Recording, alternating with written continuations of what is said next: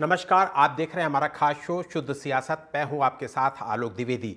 कोलकाता और बदलापुर में बेटियों के साथ हुई बेरहम वारदातों पर आज अदालतों ने महाराष्ट्र और पश्चिम बंगाल सरकार और पुलिस प्रशासन को जमकर सुनाया। कोलकाता में ट्रेनी डॉक्टर के रेप और हत्या के मामले में सुप्रीम कोर्ट ने ममता सरकार के वकील और सॉलिसिटर जनरल के बीच तीखी बहस हुई, जिसके बाद जज ने कहा कि इस मामले में पुलिस और प्रशासन ने जैसी लापरवाहियां की वैसी उन्होंने अपने 30 साल के कार्यकाल में नहीं देखी। सुप्रीम कोर्ट ने पश्चिमी बंगाल सरकार से पूछा कि इस केस में एफआईआर दर्ज करने में 24 घंटे का समय क्यों लग गया। अस्पताल के प्रिंसिपल को इस केस में तुरंत एफआईआर कराना चाहिए था, लेकिन वो किसको बचा रहे थे। कोर्ट ने यह भी पूछा कि जिस प्रिंसिपल ने इतनी बड़ी लापरवाही की, उन्हें ममता सरकार ने तुरंत दूसरे कॉलेज में पोस्टिंग क्यों दे दी। इसके बाद जजों ने डॉक्टरों की संस्थाओं से अपनी हड़ताल फौरन वापस लेने के लिए कहा और ये भरोसा दिलाया कि उनकी इस मामले पर पूरी नज़र है। इसके बाद डॉक्टरों ने हड़ताल खत्म कर दी। इसी तरह बदलापुर में मासूमों से यौन शोषण मामले में बॉम्बे हाईकोर्ट ने स्वतः संज्ञान लिया और कहा कि पुलिस ने जनता के आक्रोश के बाद ही कार्रवाई क्यों की। बॉम्बे हाईकोर्ट ने पूछा कि जब तक जनता का गुस्सा नहीं भड़केगा तब तक ना तो प्रशासनिक मशीनरी कुछ करती है और ना ही सरकारें। बॉम्बे हाईकोर्ट ने केस दर्ज करने में देरी से लेकर अब तक की जांच पर भी सवाल उठाए। ये दोनों मामले तो ऐसे हैं जिनकी देश भर में चर्चा हुई और कोर्ट को भी संज्ञान लेना पड़ा, लेकिन बेटियों से बेरहमी के हर मामले की ना तो मीडिया में चर्चा हो सकती है और ना ही कोर्ट इतनी सक्रियता दिखाता है। इन दोनों केस में पुलिस से लेकर सरकार ने जो रवैया दिखाया, उससे यह भी जाहिर होता है कि एक आम इंसान के लिए ऐसे मामलों में इंसाफ पाना कितना मुश्किल होता है। इसलिए आज शुद्ध सियासत में सवाल उठाना लाजमी है कि जब तक दबाव नहीं पड़ता तब तक कार्रवाई क्यों नहीं करते पुलिस और सरकार। ऐसे मामलों में तुरंत और सख्त एक्शन ना लेने का जवाबदेह कौन है। यौन शोषण जैसे गंभीर मामलों में कैसे सुधरेगी पुलिस की कार्यशैली। तो ये तमाम सारे सवाल जिनका जवाब अपनी इस चर्चा में तलाशेंगे, क्योंकि ये दोनों घटनाएं पिछले कई दिनों से देशवासियों के लिए चर्चा का विषय बनी हुई है। पूरे देश में आंदोलन हो रहे हैं। कोलकाता घटना के बाद से लगातार पूरे देश में आंदोलन हो रहे थे, जिसको सुप्रीम कोर्ट ने आज डॉक्टरों को यह कहकर रोका कि इस पर उनकी निगाह है और वो अपनी हड़ताल खत्म करें। बदलापुर मामले में भी हम लोगों ने देखा कि कल पूरे दिन आंदोलन होते रहे महाराष्ट्र में और 24 अगस्त को महाविकास आघाड़ी ने 24 अगस्त को बंद का आह्वान किया है महाराष्ट्र में। इसी मुद्दे पर हम अपनी चर्चा को आगे बढ़ाएंगे और हमारे साथ इस चर्चा में जो खास मेहमान शामिल हो रहे हैं उनमें से कांग्रेस प्रवक्ता के रूप में आशीष सैनी और बीजेपी नेता के रूप में अनिल गोयल हमारे साथ जुड़ गए हैं। आप दोनों मेहमानों का बहुत बहुत स्वागत करूंगा और अनिल गोयल जी से ही पहला सवाल ले लेता हूं। अनिल गोयल जी, आपको मेरी आवाज आ रही है? बिल्कुल आ रही है। अनिल गोयल जी, कोलकाता और बदलापुर महिला उत्पीड़न मामलों में कोर्ट को संज्ञान लेना पड़ रहा है। यह वहां की राज्य सरकारों के लिए शर्म की बात है। यदि पश्चिम बंगाल में आप विरोध में हैं तो महाराष्ट्र में आप सरकार के साझीदार हैं, इसलिए आपसे यह सवाल मैं ले रहा हूं। आलोक जी, मैं निश्चित तौर पर मेरा मानना है कि सरकार और विरोध पक्ष कोई भी हो, महिलाओं के साथ अत्याचार नहीं होने चाहिए, बेटियों के साथ अत्याचार नहीं होनी चाहिए और निश्चित तौर पर जो भी दोषी हो उनको कड़ी से कड़ी सजा मिलनी चाहिए और ऐसी सजा मिलनी चाहिए कि कोई भी अपराध करने से पहले 10 बार सोचे। लेकिन इसमें एक अंतर है, अगर हम बादलपुर में और यहाँ पर बात करेंगे, वहां पर जिस तरीके से ममता जी खुद सरकार में होकर के उन्होंने सीबीआई जांच का विरोध करा, पुलिस से के द्वारा जो साक्ष्य हैं उनको मिटाने की कोशिश करी गई और खुद अपने आप धरने, एक मुख्यमंत्री जिनकी सुरक्षा की जिम्मेदारी उनकी है, महिला है, महिला होने के नाते सुरक्षा की जिम्मेदारी उनकी है, उनको सुरक्षा करनी चाहिए, महिलाओं के दर्द को समझना चाहिए। आप उस केस को डाइवर्ट करना चाहते हैं, आप उस केस के प्रूफ खत्म करना चाहते हैं। आप जो संदीप घोष है, जो आप उसको अगर वो रिजाइन देते था फौरन दूसरे हॉस्पिटल के अंदर उसको तुम अपॉइंटमेंट दे देते हो या इनाम दे देते हो, और आज आप खुद धरने, जिसको सुरक्षा की जिम्मेदारी है, कोई धरने पर उतर रहा है। जी निश्चित तौर पर मैं, जहाँ अपराधी की श्रेणी है तो वहां पर तो अपराधी कोई भी हो, बेटी की सुरक्षा होनी चाहिए और अपराधी को कड़ी से कड़ी सजा मिलनी चाहिए। लेकिन अगर सरकारों में देखा जाए तो एक तरफ सरकार अपराधी के साथ खड़ी दिखाई दे रही है, एक तरफ सरकार अपराधियों को बचाती हुई दिखाई दे रही है। वो नहीं देखना चाहिए। निश्चित तौर पर अपराध के खिलाफ कार्रवाई होनी चाहिए, अपराधी को सजा मिलनी चाहिए। इस ट्रैक पर हमारे चाहे पक्ष हो चाहे विपक्ष हो, सभी दलों को इस ट्रैक पर चलना चाहिए। और जब तक हम इस ट्रैक पर नहीं चलेंगे, राजनीति से ऊपर उठ करके इस बात पर आगे नहीं जाएंगे कि अपराधियों को सजा मिले, चाहे वो अपराधी किसी भी धर्म का हो, किसी भी समाज का हो, किसी भी पार्टी का हो, किसी भी क्षेत्र का हो, कहीं का भी रहने वाला हो, कोई भी हो। अपराधी सिर्फ अपराधी है और अपराधी को कठिन से कठिन सजा, कठोर से कठोर सजा मिलनी चाहिए। इस पर हमारा काम होना चाहिए। बिल्कुल काम होना चाहिए, लेकिन हो नहीं पाता, इस पर राजनीति हो जाती है। अनिल जी आपके पास आऊंगा, अनिल जी आपके पास आऊंगा। इस तरीके से कपिल सिब्बल जी का जो कोर्ट के अंदर उनका बयान है, जो उस पे कोर्ट ने भी उनको काफी कुछ कहा है, उस पे हम लोग चर्चा बाद में कर लेंगे। हमारे साथ तनु दीक्षित जी भी शामिल हो गए हैं हमारी इस चर्चा में, अधिवक्ता हैं सुप्रीम कोर्ट में। आपका भी बहुत बहुत स्वागत है। लेकिन आशीष सैनी जी से एक सवाल ले लेता हूं, उसके बाद फिर तनु जी आपके पास आऊंगा। आशीष, महाराष्ट्र सरकार ने इस मामले में 3 पुलिस अधिकारियों को निलंबित किया। मामले की जांच एसआईटी को दी गई और मामले की सुनवाई फास्ट ट्रैक कोर्ट में कराने की तय भी कर लिया गया कि फास्ट ट्रैक कोर्ट गठित करने के लिए भी सरकार की तरफ से कह दिया गया है। आरोपी की गिरफ्तारी हो गई है। सीएम शिंदे कह रहे हैं कि आरोपी को फांसी के फंदे तक पहुंचाया जाएगा। अब इसके अलावा और क्या मांगे हैं आपकी?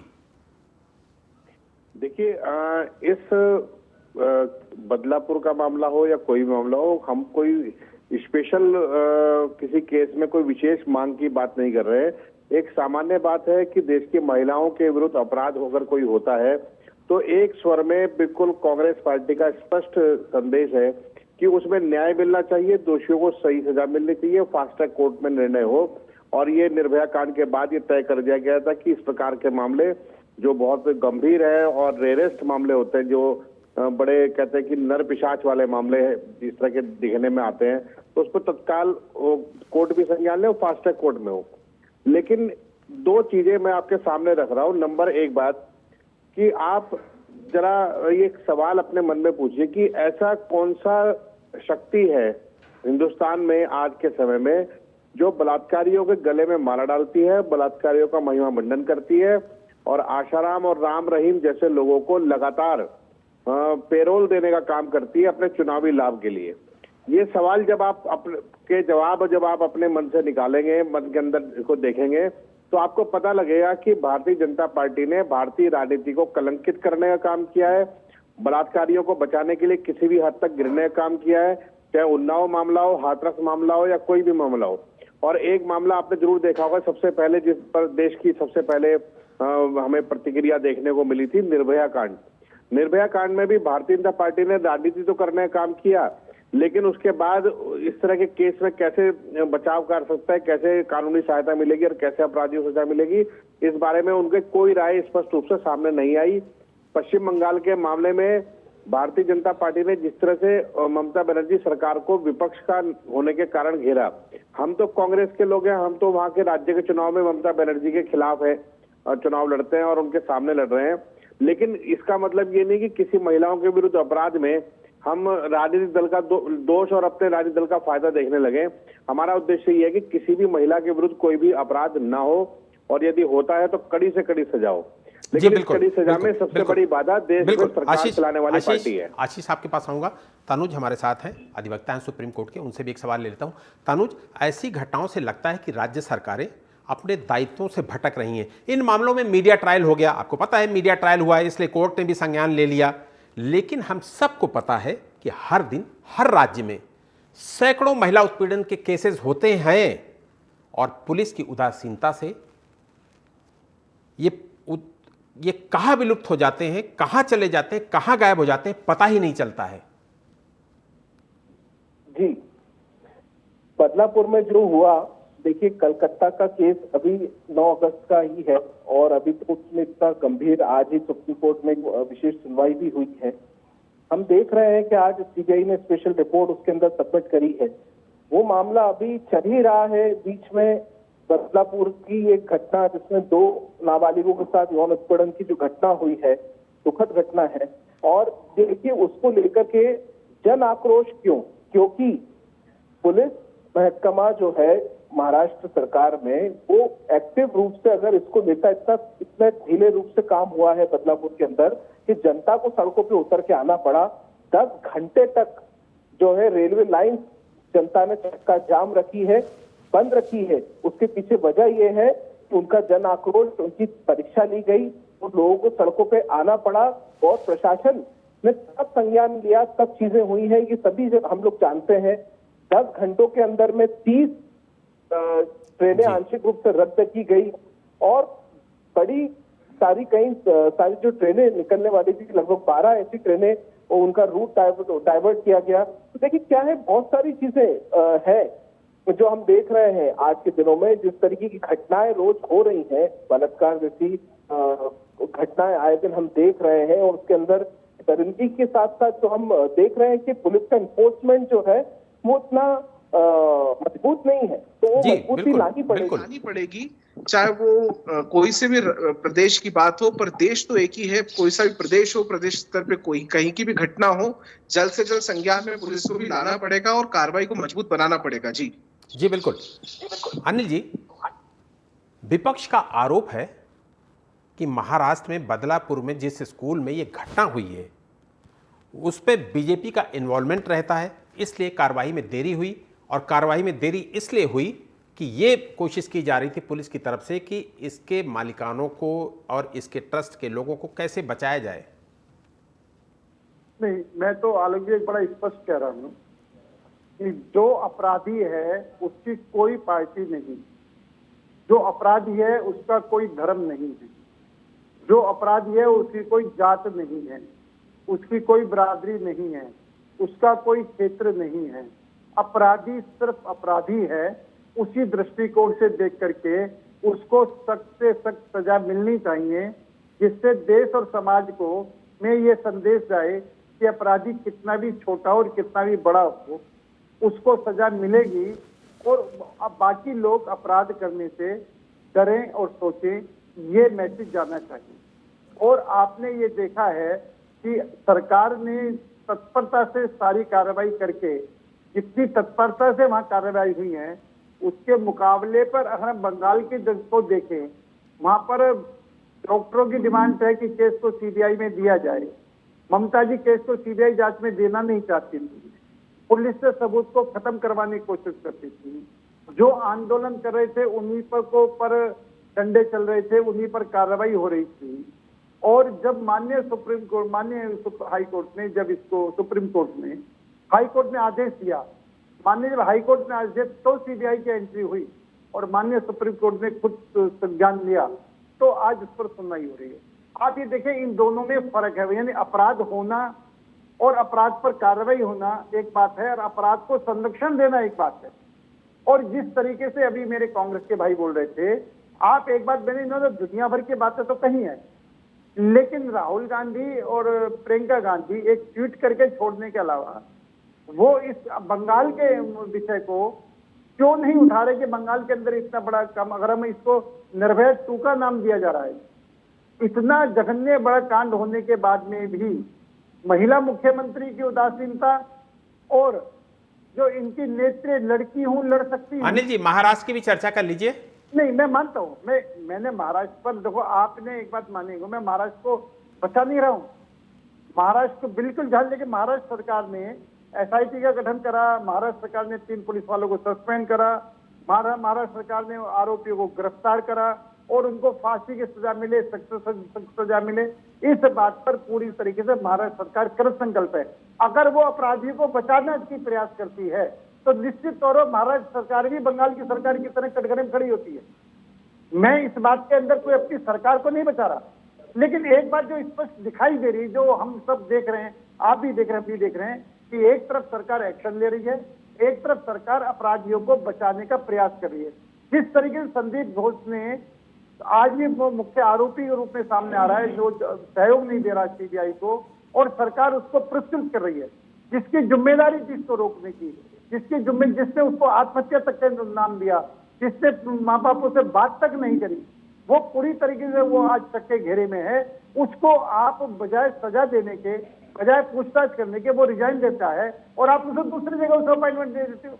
इससे ज्यादा आज माननीय कोर्ट ने भी फटकार लगाई है, और माननीय इससे पहले लगातार इनको जो वही हाल अनिल जी, वही हाल महाराष्ट्र का भी है, और वहां भी बॉम्बे हाई कोर्ट को संज्ञान लेना पड़ा, और वो बॉम्बे हाई कोर्ट ने भी सरकार और पुलिस को ऐसे ही फटकार लगाई जैसे सुप्रीम कोर्ट ने पश्चिम बंगाल की सरकार को और पुलिस को फटकार लगाई। आपके पास आऊंगा आशीष। महाराष्ट्र के सीएम शिंदे जी कहते हैं कि कार्रवाई के आदेश देने के बाद भी रेल रोकी गई, तोड़फोड़ की गई, इसके पीछे विपक्ष के लोग हैं और बाहर के लोग हैं, इस पर आप लोग राजनीति कर रहे हैं, यानी कि महाविकास अघाड़ी के लोग राजनीति कर रहे हैं इस पूरे मुद्दे पर। देखिए, आपने भी महाराष्ट्र के मुख्यमंत्री का बयान दिया। यदि मैं इसमें से भारतीय जनता पार्टी या शिवसेना शब्द हटा दूं, कि महाराष्ट्र के मुख्यमंत्री ने कहा कि प्रदर्शन की आड़ में तोड़फोड़ और गुंडागर्दी हो रही है। पश्चिम बंगाल के मुख्यमंत्री ने कहा प्रदर्शन की आड़ में तोड़फोड़ और गुंडागर्दी हो रही है। मेरा सवाल इन दोनों मुख्यमंत्रियों के खिलाफ है कि जब आपकी पुलिस उचित कार्रवाई नहीं करेगी और वो जनता उससे संतुष्ट नहीं होगी, तो जनता हर किसी कीमत पर भी प्रदर्शन भी करेगी, और प्रदर्शनकारियों में असामाजिक तत्वों के भी घुसने की आशंका है और माहौल बिगड़ने की भी आशंका है। अभी अनिल गोयल जी ने कुछ बात कही, और वो बात केवल आरएसएस के लोगों के व्हाट्सएप पर आती है कि जब भी आपसे महाराष्ट्र का सवाल पूछा जाएगा, कोलकाता का सवाल पूछा जाएगा, तो आपको पूछना है जी प्रियंका गांधी और राहुल गांधी ने पहले स्टेटमेंट आने शुरू हुए कि कुछ नहीं कहा, फिर कहा कि ट्वीट कर दिया, इसके बाद खुद नहीं गए, फिर कई सारी बातें कहनी शुरू की। मैं कह रहा हूं, जिस आदमी ने 8,500 करोड़ रुपए के 2 हवाई जहाज खरीद रखे हैं, वो आदमी ना तो मणिपुर जा रहा है ना बाहर जा रहा है। मैं उत्तराखंड से आता हूं, तो उत्तराखंड में 3 घटनाएं अभी पिछले 4 दिन में हुई है। पटियाला से आने वाली एक लड़की का साथ बस में गैंगरेप किया गया, नर्स के साथ गैंगरेप रुद्रपुर में किया गया, और उसके बाद ऐसी कई घटनाएं आई।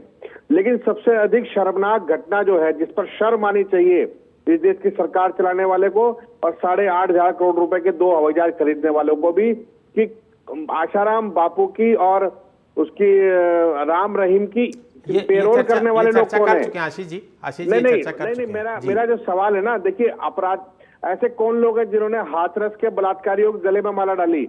ऐसे कौन लोग हैं जो मणिपुर के अपराधियों को बचाने का काम कर रहे हैं लगातार, और उनको आज ये सीबीआई की बात करते हैं? मैं आपके मंच पर ये बोल रहा हूं, आपके न्यूज चैनल पर, सीबीआई पर देश को कोई भरोसा नहीं रहा। ये सीबीआई बीजेपी के एजेंडे पर काम करने लगी। आज सीबीआई के बहुत से अधिकारी दबी जुबान से कहते हैं कि यदि उन्हें काम करने का अवसर मिले तो सीबीआई की साख वापस आएगी। लेकिन बहुत से अधिकारी जो आरएसएस की शाखा में जाने वाले लोग हैं, वो उन्होंने सीबीआई के नाम को जिस तरह से बदनाम किया है, भारतीय जनता पार्टी ने जिस तरह से बलात्कारियों गले माला डाली है और उनके लिए जुलूस निकाले हैं, तो शर्म की बात इनके लिए है। अपराध के खिलाफ तो पुलिस को अगर पूरा मौका मिले तो पुलिस करेगी कार्रवाई। आशीष, ठीक है। तनुज, सुप्रीम कोर्ट ने कोलकाता केस में पुलिस और राज्य सरकार के एक्शन पर सवाल उठाए। ये वाकई चिंताजनक है और ये दर्शाता है कि पुलिस और राज्य सरकारें अपनी जिम्मेदारी का सही ढंग से निर्वहन नहीं कर रही हैं। जी, देखिए, आज कैलकाटा का जो मामला है और साथ ही साथ जो बदलापुर का मामला है, दोनों के बीच में समानता यही है कि पुलिस का मोड ऑफ एक्शन जो है संदिग्ध है, और क्यों वो कटघरे में है सवालों के, क्योंकि आज इस देश की जो जनता है वो सबसे पहले पुलिस पर ही भरोसा करती है, फिर वो किसी वकील के पास और फिर कोर्ट की शरण में जाती है। अगर पुलिस का ही दायित्व और जिम्मेदारियों का परिवहन करने में इतना अगर ऐसा रहेगा माहौल, तो निश्चित रूप से जल्द कोई भी कार्रवाई नहीं होगी, और मुझे लगता है फिर ऐसे में बहुत सारी चीजों के अंदर न्याय भी, उचित न्याय नहीं हो पाएगा।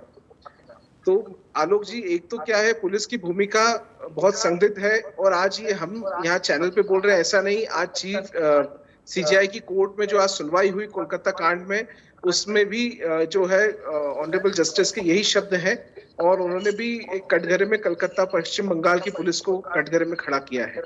तो ये सवाल है कि क्यों ऐसे रेप जैसे गंभीर जघन्य अपराधों के बीच में भी पुलिस अपनी भूमिका को मजबूत रूप से नहीं निभा पा रही है। ये एक बहुत बड़ा सवाल है।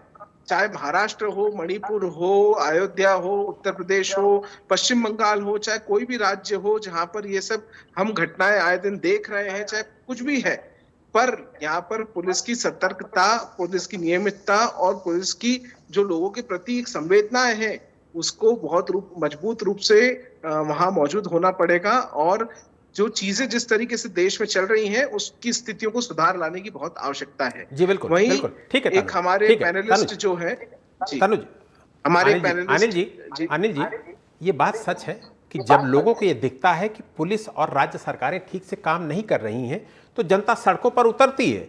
आप लोग कोलकाता की घटना पर सड़कों पर उतरे, लेकिन बदलापुर की घटना पर जब जनता सड़कों पर उतरी तो वहां की सरकार के मुखिया कहते हैं कि ये राजनीतिक प्रदर्शन है, ये विपक्ष की साजिश है। नहीं, देखो उन्होंने क्या कहा कि जब हम पूरी तरीके से कार्रवाई कर रहे हैं, हम कहीं कोई लापरवाही नहीं दिखा रहे, तो फिर उसमें हम राजनीति हो रही है, वो राजनीति कर रहे हैं। मेरा ये हम सीधी बात है, बदलापुर की घटना का हम घोर निंदा करते, नहीं होनी चाहिए, सख्त से सख्त सजा उनको मिलनी चाहिए। लेकिन आप बंगाल पर नहीं बोल रहे हैं, बदलापुर पर बोल रहे हैं। अभी भाई उत्तराखंड चले गए, अभी भाई मणिपुर चले गए। अब अगर मैं अयोध्या पर जाऊं, मैं संदेश खाली पे जाऊं, मैं कन्नौज पर जाऊं, मैं आसनसोल पे जाऊं, तो ये बिना बातें राजनीतिक बहस हो जाएगी कि तुम्हारे यहाँ ये नहीं हुआ, मेरे यहाँ ये नहीं हुआ।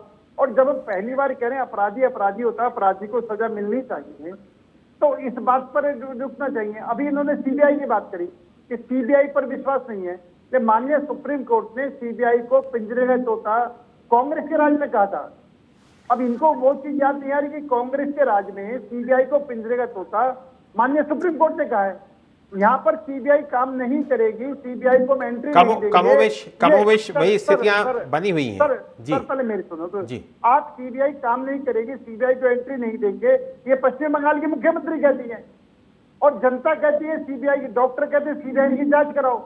अब आप ये बताओ, जब वहां जहां पर हादसा हुआ है डॉक्टर सीबीआई की जांच की मांग कर रहे हैं और वहां के मुख्यमंत्री कहते हैं मैं सीबीआई जांच नहीं करूंगी, और माननीय हाई कोर्ट सीबीआई को जांच को देना पड़ता है, तो बातों में कितना अंतर है। मेरा कहने मतलब यह है कि एक तरफ अपराधियों को बचाना और एक तरफ अपराधियों के खिलाफ कार्रवाई करना। एक सरकार अपराधियों के खिलाफ कार्रवाई कर रही है और एक सरकार अपराधियों को बचा रही है, और वहां पर हमारी कांग्रेस के मुंह में दही जम चुका है, टेप लग चुकी है। वो ममता जी के खिलाफ एक शब्द बोलने को तैयार नहीं है, जबकि इन्हीं के नेता बंगाल के अंदर, वहां के जो बंगाल के लोकल कांग्रेस के लोग हैं वो विरोध कर रहे हैं, लेकिन हाईकमान सिर्फ अपनी सीट बचाने के लिए, गठबंधन को बचाने के लिए इस काम पर लगा हुआ है, जो कि गलत को गलत कहने की हिम्मत नहीं जुटा पा रहा। ठीक है अनिल जी। आशीष, सोलापुर से आपकी पार्टी की एक सांसद है प्रीनीति शिंदे, उन्होंने जो कहा है, कल उनका एक बयान उन्होंने दिया, उन्होंने कहा कि जो प्रदर्शन हो रहा था वो बहुत सभ्य था, प्रदर्शन तो ऐसा होना चाहिए था कि आग लगा देनी चाहिए थी। कांग्रेस के जनप्रतिनिधि इस तरीके का बयान देंगी? देश में आग लगाना चाहती हैं सांसद महोदय? मैं एक चीज थोड़ा सा क्लियर कर दूं कि अभी अनिल गोयल जी ने एक बात कही है। उन्होंने कहा कि कांग्रेस के जो राज्य है या फिर जो विपक्ष के राज्य हैं वहां पर सीबीआई ठीक काम कर रही है, इनके पास वो प्रमाण पत्र मौजूद है, ये घर बैठे दे देते हैं कि अच्छा यहाँ सीबीआई अच्छा काम करेगी, यहाँ पे पुलिस अच्छा काम कर रही है, यहाँ सीबीआई की जरूरत नहीं है, और यहाँ पुलिस खराब काम। मैं ये कह रहा हूँ कि यदि पुलिस प्रथम दृष्टया किसी भी राज्य की पुलिस हो, कि कोई भी मुख्यमंत्री हो, यदि उन पीड़ितों को न्याय देने के पक्ष में वो दिखाई नहीं दे रहे हैं या उनकी एक्टिविटी से महसूस नहीं हो रहा है कि न्याय मिल रहा है या जांच निष्पक्ष नहीं हो रही है, तो इसका मतलब निश्चित रूप से वो दोषी है, जनता का आक्रोश झेलना पड़ेगा। मैं दूसरी बात कह रहा हूँ, मैं बार बार ये कह रहा हूँ कि सवाल मानसिकता का है। जब ये घर बैठकर ही तय कर लेंगे कि यहाँ पर हमारा राज्य है तो यहाँ सीबीआई की जरूरत नहीं है, तो यानी इनको खुद सीबीआई पे विश्वास नहीं है, इनको खुद मालूम है कि सीबीआई एक तोता है। अभी इन्होंने बयान दिया, सुप्रीम कोर्ट ने जब ये कहा कि सीबीआई केंद्र सरकार के तोते की तरह काम करती है, तो निश्चित रूप से ये सच है कि सीबीआई का एक हिस्सा राज्य केंद्र सरकार से प्रभावित होता है। और उन्होंने ये भी कहा है कि ये कांग्रेस के टाइम में हुआ था, कांग्रेस के टाइम में, और नहीं, हम तो कह रहे हैं कांग्रेस के समय में भ्रष्टाचार भी हुए तो भ्रष्टाचार निरोधक कानून बने, कांग्रेस के समय में सीबीआई का दुरुपयोग हुआ तो सीबीआई के दुरुपयोग रोकने के लिए राज्यों को अधिकार भी दिए गए कि वो सीबीआई को आने दे या ना आने दे। उन्होंने बहुत सारी चीजें कही, कई बार सीबीआई बिना एफआईआर के ही आ जाती है, तो ईडी चली जाती है, ये सब डिपार्टमेंट जा रहे हैं। तो आज इन्होंने अपनी साख खत्म की है। आज लोकतंत्र के और मीडिया के जो स्तर है हमारे देश का, वो कमजोर करने का काम तब हुआ जब भारतीय जनता पार्टी ने इन पर कंट्रोल किया। मैं कह रहा हूँ कि मणिपुर से लेकर जितने भी घटना, ठीक है आशीष, एक तनुज से संक्षिप्त में सवाल लेते हो। तनुज, आजादी के 78 साल बाद भी बहन बेटियां हमारी सुरक्षित नहीं है, आखिर कहां दोष है, कौन सिस्टम दोषी है? देखिए, यही बात आज जो है कोर्ट भी यही करी, स्वतः संज्ञान लिया है महाराष्ट्र कोर्ट ने, हाई कोर्ट ने, तब जाकर के इस पे एफआईआर अब दर्ज होने जा रही है स्कूल प्रशासन पे भी। आपको ये बात पता होनी चाहिए, ये एक कोई पैनलिस्ट हमारे साथ बैठे हैं, वो सवाल कर रहे हैं कि वो बदलापुर में इतनी भीड़ लग रही है, उस पर सवाल हो रहे हैं। अरे बदलापुर के अंदर 12 अगस्त को घटना हुई है, 22 अगस्त तक कोई उसमें कार्रवाई नहीं हुई, लोग, जनता को आक्रोश आया। तो वक्त कम है, चर्चा को यहीं विराम देना पड़ेगा। आप तीनों मेहमानों का शुक्रिया करूंगा। कोलकाता से बदलापुर की वारदातों में ये साफ जाहिर हुआ है कि पुलिस और सरकार ऐसे मामलों में कतई संवेदनशील नहीं है और दबाव पड़ने पर ही एक्शन में आते हैं। ममता सरकार हो या शिंदे सरकार, इनकी भूमिका ऐसे नाजुक केस को हैंडल करने में नाकाम साबित हुई है। यही हाल देश की दूसरी सरकारों का भी है। ऐसे में सुप्रीम कोर्ट की सख्त चेतावनियों और नसीहतों से हम इन सरकारों के कामकाज में कुछ बदलाव की उम्मीद कर सकते हैं। बहरहाल मुझे दीजिए इजाजत, और देश और दुनिया की तमाम बड़ी खबरों के लिए आप देखते रहिए TV 27 न्यूज़। नमस्कार।